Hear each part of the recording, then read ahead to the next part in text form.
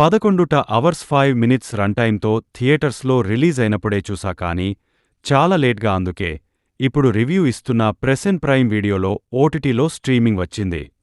ఇక చూసాక నాకైతే ఒకటే చెప్పాలి, నచ్చింది. గాయస్ మూవీ ఒక్క అరగంట ఓపిక పట్టండి. ఇంకా మెల్లమెల్లగా ముందుకు వెళ్తున్న కొద్ది దొరికే క్లూస్తో ఎండింగ్ వరకు ఇంట్రెస్టింగ్గా మారిందిట. హవర్స్ నిజంగా క్రిస్పీ రన్ టైమ్ అనే చెప్పాలి. ఇంకా మాట్లాడతా ఈ వీక్ ఓటీటీలో రిలీజ్ కాబోతున్న శుభం, ఇక 11 అలపుర జిమకాన కేసరి, చాప్టర్ 2 ఆ 1 అడకు ఇవన్నీ రివ్యూ ఇచ్చేసా జస్ట్ సర్చ్లో. మూవీ నేమ్ ఇస్తే ఆ రివ్యూ వచ్చేస్తుంది. ఇంకా blind spot Rana Naidu chapter 2 and Rana Naidu chapter 1 రీసెంట్గా చూసా, అది కూడా ఎలా అనిపించిందో చెప్తా. ఇంకా ఏమైనా మిస్ అయితే ఈ సాటర్డే కల కవర్ చేస్తా. సో మీరు కొంచెం సబ్స్క్రైబ్ పుడితే ఇంకా ఎంకరేజింగ్గా ఉంటుంది నాకు. ఇక ఈ 11 మూవీ రివ్యూ విషయానికి వస్తే మొత్తం మూవీ అంతా ఎన్నో థ్రిల్లర్ సినిమాల్లో చూసిన టెంప్లేట్నే. అసలు ఏం జరిగింది, ఒక బ్యాక్ స్టోరీని కొంచెం కూడా వాళ్ళు చెప్తేగాని మనం గెస్ చేయలేమని ఇలా 1 by 1 క్లూస్ ఆధారంగా ముందే ఇలా చెప్తే థ్రిల్ పోతుంది అంటూ ప్లాంబినే కాకుండా ప్లాన్స్ని ఇంక్లూడ్ చేసిన విధానం సినిమా అయ్యేసరికి సాటిస్ఫై అయ్యేలా చేసింది. ఇక ఫ్యామిలీతో చూడొచ్చా అంటే చూడొచ్చు. అడల్ట్ కంటెంట్ ఏం లేదు, కానీ కొంచెం వైలెన్స్ ఉంటుంది, అది పర్లేదు అనుకుంటే చూడొచ్చు.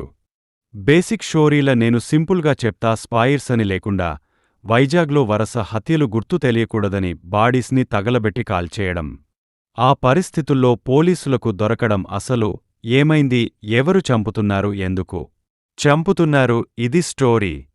ప్లస్ పాయింట్స్ నవీన్ చిత్రగారికి పర్ఫెక్ట్ రోల్ అనే చెప్పాలి. పోలీస్ రోల్స్ ఎందుకో ఆయనకి సెట్ అవుతాయి, అందులోనే రౌడీ పోలీసులు అయితే ఇంకా బాగా సూట్ అవుతారు. మూవీ ఫినిష్ అయ్యేసరికి ఈయన మీద ఒక పాజిటివ్ ఇంప్రెషన్ అయితే క్రియేట్ అయింది. క్లూస్ని ఇంకా పోలీస్గా తనకి ఉన్న ఎక్స్పీరియన్స్ లాజికల్గా కంక్లూడ్ చేసే పాయింట్స్ ఇంటర్వెల్ అదిరింది. సెటప్ ఇంకా పర్ఫెక్ట్ టైటిల్, కంక్లూజన్ లాజిక్స్ అదిరిపోయే.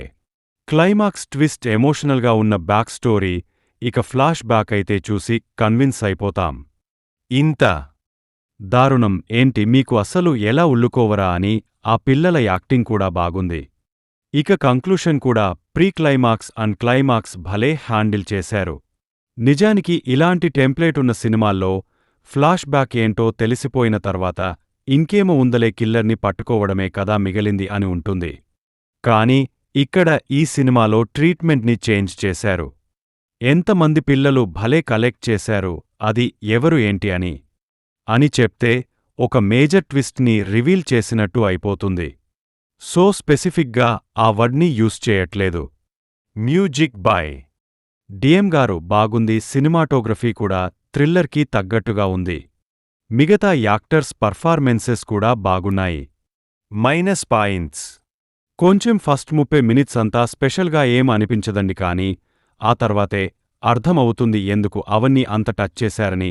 లాజిక్స్ వైస్ investigation officer ACP Ranjith Kumar గారికి జరిగే యాక్సిడెంట్ ఏంటి, స్ట్రెయిట్ రోడ్ మీద మాత్రం చూసుకోరా అనే డౌట్ ఉంటుందో స్టార్టింగ్లో, కానీ తర్వాత చూపిస్తారు.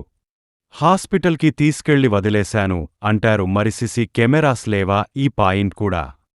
లవ్ స్టోరీ ఇంకా హీరోయిన్ ఎంట్రన్స్ దగ్గర ఒకరనుకొని ఒకరిని చూసి అలా ఎలా లవ్ చేసేస్తారు, అది కూడా వెంటనే అనే ఫీల్ అయితే కలిగింది.